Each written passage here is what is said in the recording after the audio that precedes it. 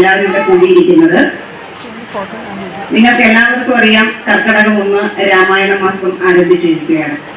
അപ്പം രാമായണം നമ്മുടെ എല്ലാവരുടെയും വീടുകളിൽ നമ്മളെല്ലാവരും പാരായണം ചെയ്യാറുണ്ട്. നമുക്കുണ്ടാകുന്ന ദുരിതങ്ങളെയും ദുഃഖങ്ങളെയും ഒക്കെ നിവാരണം ചെയ്യുന്നതിന് വേണ്ടിയിട്ടാണ് നാം എല്ലാ ദിവസവും രാമായണം പാരായണം ചെയ്യുന്നത്. ലക്ഷ്മണന്റെ മാർഗത്തിലൂടെ സഞ്ചരിക്കുന്നതിന് നമ്മുടെ കുട്ടികളെ പ്രാപ്തരാക്കുക എന്നുള്ളതാണ് നമ്മുടെ കർത്തവ്യം. അതിനു വേണ്ടിയിട്ടാണ് നമ്മൾ രാമായണ കഥകളൊക്കെ കുട്ടികൾക്ക് പറഞ്ഞു കൊടുക്കുന്നതും ശ്രീരാമന്റെ മഹത്വം എന്താണെന്ന് പറഞ്ഞു കൊടുക്കുന്നതും ലക്ഷ്മണന്റെയും സീതയുടെയും ഒക്കെ മഹത്വം പറഞ്ഞു കൊടുക്കുന്നതും. നമ്മുടെ കുട്ടികളും നമ്മുടെ ഞാൻ നോക്കുന്നില്ല പറഞ്ഞു. നമസ്കാരം. മാന്യ സദസ്സിന് വന്ദനം. വാൽമീകിയാൽ രചിക്കപ്പെട്ട രാമായണം എന്നത് ഇന്ന് വളരെയധികം കാലിക പ്രസക്തി അർഹിക്കുന്ന ഒരു മഹത് ഗ്രന്ഥം തന്നെയാണ്. രാമന്റെ കഥ പറയുന്ന രാമായണം അഥവാ രാമന്റെ യാത്ര എന്ന് തന്നെയാണ് അതിന്റെ അർത്ഥം പോലും. രാമന്റെ യാത്ര എന്നാണ്. രാമന്റെ വനവാസം എന്ന് പറയുന്നത് രാമായണത്തിലെ ഒരു പ്രധാനപ്പെട്ട ഭാഗമാണ്. മന്ദരയുടെ കുശാഗ്രബുദ്ധിയാൽ കൈകേയി ചെന്ന് ദശരഥനോട് രാമനെ കാട്ടിലേക്ക് അയക്കണമെന്ന് പറയുന്നതും ദശരഥൻ അതുമൂലം അത്യധികം മനോവിഷമം ഉണ്ടെങ്കിൽ പോലും അത് സമ്മതിക്കുകയും രാമനെ കാട്ടിലേക്ക് അയക്കുകയും ഒക്കെ ചെയ്യുന്നത് രാമായണത്തിലെ പ്രധാനപ്പെട്ട ഒരു ഭാഗം തന്നെയാണ്. അങ്ങനെ കാട്ടിലേക്ക് അയക്കപ്പെട്ട വനവാസത്തിന് കാട്ടിലേക്ക് അയക്കപ്പെട്ട രാമനോടൊപ്പം ലക്ഷ്മണൻ സ്വമേധയാ കൂടെ പോകണമെന്ന് ആഗ്രഹിക്കുകയും കൂടെ പോകണമെന്ന് തീരുമാനിക്കുകയും ചെയ്യുന്നു. അപ്പോൾ സീതയും ലക്ഷ്മണനും രാമനോടൊപ്പം പോകാനായിട്ട് ആഗ്രഹിക്കുന്നു. അപ്പോൾ സ്വന്തം ഭർത്താവിനെ പിരിഞ്ഞിരിക്കേണ്ടി വരുന്ന, ആരും കാണാതെ അല്ലെങ്കിൽ ആരും ശ്രദ്ധിക്കാതെ പോകുന്ന ഒരു കഥാപാത്രമാണ് ഊർമിള എന്ന് പറയുന്നത്. 14 വർഷം സ്വന്തം ഭർത്താവിനെ പിരിഞ്ഞിരുന്ന ഊർമിളയുടെ ആ ഒരു കഥാപാത്രത്തെ അധികമാരും ശ്രദ്ധിക്കില്ല. എല്ലാവരും സീതയുടെ സഹനത്തെയും ലക്ഷ്മണന്റെ സഹോദര സ്നേഹത്തെയും എല്ലാം വളരെയധികം വർണ്ണിക്കുമ്പോൾ ഊർമിളയുടെ ആ ഒരു ത്യാഗത്തെ പറ്റി ആരും ചിന്തിക്കുന്നില്ല. സ്വന്തം ഭർത്താവിനെ ഇത്രയും നാൾ കാണാതെ ഇരിക്കാനായിട്ടുള്ള കാണാതിരുന്നാലും സ്വന്തം ഭർത്താവിൻ്റെ ആഗ്രഹം സഫലമാക്കാൻ വേണ്ടി രാമനോടൊപ്പം പോകുവാനായിട്ട് ഊർമിള സമ്മതിക്കുന്നു. അതിന് ഊർമിള തയ്യാറാകുന്നു. അവിടെയാണ് ഊർമിളയുടെ ഒരു സഹനശേഷി നമുക്ക് മനസ്സിലാവുന്നത്. എന്തും സഹിച്ച് സ്വന്തം ഭർത്താവിന് വേണ്ടി എന്ത് ത്യാഗവും സഹിക്കാനുള്ള ആ ഒരു മനസ്സ് ഊർമിളയ്ക്ക് വളരെയധികം നമുക്ക് കാണാനായി സാധിക്കും. എന്നാൽ ഇത് വളരെയധികം അത്ര ചർച്ച ചെയ്യാത്ത ഒരു ഭാഗമാണ് രാമായണത്തിൽ. നമ്മൾ എപ്പോഴൊക്കെ ഇങ്ങനെ പറഞ്ഞാലും രാമന്റെ ഗുണങ്ങൾ പറയുന്നു, സീതയുടെ ഗുണങ്ങൾ പറയുന്നു, ലക്ഷ്മണന്റെ സഹോദര സ്നേഹം പറയുന്നു. ഇപ്പൊ ഭരതനായാലും തന്റെ രാജ പദവിയൊക്കെ രാമന് തിരിച്ചു നൽകുമ്പോൾ അവിടെയും ഭരതനെ പറ്റി നമ്മൾ ചർച്ച ചെയ്യുന്നു. എന്നാൽ ഊർമിളയെ പറ്റി അങ്ങനെ അധികം ആരും ചർച്ച ചെയ്യാത്ത ഒരു ഇതാണ്. അപ്പോൾ ഊർമിള എന്ന് പറയുന്നതും രാമായണത്തിന്റെ വളരെയധികം പ്രധാനപ്പെട്ട ഒരു ഭാഗമാണ് എന്ന് തന്നെ നമുക്ക് മനസ്സിലാക്കാൻ സാധിക്കും. അപ്പോൾ ഇന്ന് പല സ്ത്രീകളിലും കാണാതെ പോകുന്ന തരത്തിലുള്ള ഒരു സഹനശേഷിയാണ് ഊർമിളയ്ക്ക് നമുക്ക് കാണാൻ സാധിക്കുന്നത്. ഇന്ന് സ്വന്തം ഭർത്താവിനെ മറന്ന് പല സ്ത്രീകളും അന്യബന്ധത്തിനും വേറെ കാര്യങ്ങൾക്കൊക്കെ പോകുന്നു. അപ്പോൾ ഊർമിളയെ പോലെ സ്വന്തം ഭർത്താവിനെ മാത്രം മനസ്സിൽ ധ്യാനിച്ച് ഇത്രയും നാൾ ഭർത്താവിൻ്റെ ആഗ്രഹത്തിനനുസരിച്ച് ഇത്രയും വലിയൊരു ത്യാഗം ചെയ്യാനായിട്ട് ഊർമിള തയ്യാറാവുന്നു. അപ്പോൾ ഈ സമൂഹത്തിലും നമുക്ക് എല്ലാവർക്കും ഊർമിള ഒരു മാതൃക തന്നെയാണ്.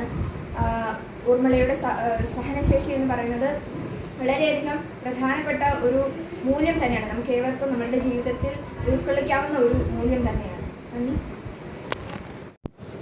മാന്യ സദസ്സിന് നമസ്കാരം. എൻ്റെ പേര് ശിവദ.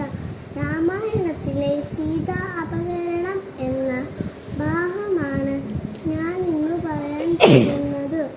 രാമനും ലക്ഷ്മണനും സീതയും വനവാസത്തിൽ കഴിയുന്ന സമയം ഒരു ദിവസം സീതയുടെ മുൻപിൽ ഒരു സ്വർണ്ണമാൻ ഓടി വന്നു. ഹായ്, എന്തു രസമായി ഈ സ്വർണ്ണമാനിനെ കാണാൻ. എനിക്ക് ആ സ്വർണ്ണമാനിനെ എടുത്തു തരുമോ എന്ന് സീത രാമനോട് പറഞ്ഞു. രാമൻ പറഞ്ഞു, ദേ നോക്ക് സീതേ, അത് വല്ല രാക്ഷസന്മാരായിരിക്കും എന്ന് നമ്മുടെ രാമൻ പറഞ്ഞു.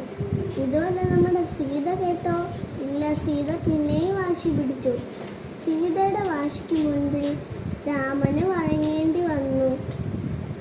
രാമൻ ലക്ഷ്മണനോട് പറഞ്ഞു സീതയെ സുരക്ഷിതമായി നോക്കണമെന്ന്. എന്നിട്ട് രാമൻ സ്വർണ്ണമാനിൻ്റെ പുറകെ ദൂരം പോയി. എത്ര ദൂരം പോയിട്ടും സ്വർണ്ണമാനിനെ പിടിക്കാൻ കഴിഞ്ഞില്ല. അപ്പം വിചാരിച്ചു അമ്പെയ്യാന്ന്. രാമൻ്റെ അമ്പിൽ മുറിവേറ്റ് ഉറക്കെ രാമന്റെ ശബ്ദത്തിൽ നിലവിളിച്ചു കരഞ്ഞു. സീതേ ലക്ഷ്മണ എന്ന് ഉറക്കെ രാമന്റെ ശബ്ദത്തിൽ നിലവിളിച്ചു കരഞ്ഞു. ഈ സ്വർണ്ണമാൻ അന്നത്തെ വലിയൊരു രാക്ഷസനായി മാറി. ഇതാരാണെന്ന് നിങ്ങൾക്കറിയാമോ? ഇതാണ് മാരീചൻ എന്ന രാക്ഷസൻ. ഇത് കേട്ട് നമ്മുടെ സീത പേടിച്ചു പോയി.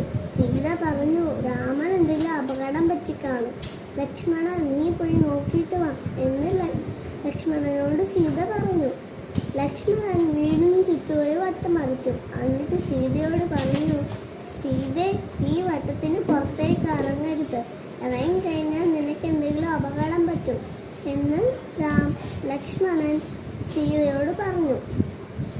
ഇത് കേട്ട് ആരിരിപ്പുണ്ടായിരുന്നു? രാവണൻ ഇരിപ്പുണ്ടായിരുന്നു. രാവണൻ സീതയുടെ മുൻപിൽ ഒരു ഋഷിയുടെ വേഷത്തിൽ ഭക്ഷണം തരാമോ എന്ന് ചോദിച്ചു. ഭക്ഷണം കൊടുത്തതും വട്ടത്തിൽ നിറങ്ങി നിൽക്കാൻ പറഞ്ഞിട്ടും ആ സന്യാസി രാവണനായി മാറി. സീതയെ പിടിച്ചു വലിച്ച് പുഷ്പക വിമാനത്തിൽ ലങ്കയിലേക്ക് തട്ടിക്കൊണ്ടുപോയി. കൂട്ടുകാരെ, നിങ്ങൾ ഇതിനകത്ത് നിന്ന് പഠിച്ച പാഠം എന്താണ് കൂട്ടുകാരെ? അനാവശ്യമായി വാശി പിടിക്കരുത്. മൂത്തവർ പറയുന്നത് അനുസരിക്കണം.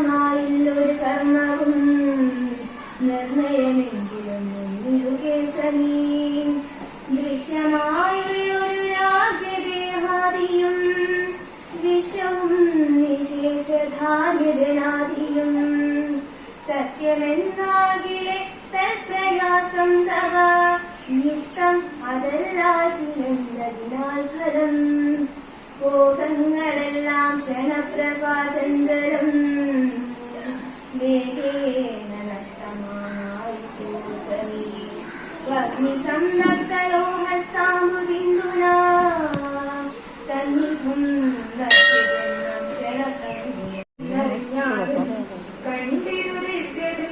കണ്ടലർമകളെ ഞാൻ മുമ്പിലാം മാറു കുറഞ്ഞെന്ന് തെക്കൊട്ടു ചെന്നാൽ പമ്പയാം സരസിനെ കാണാം.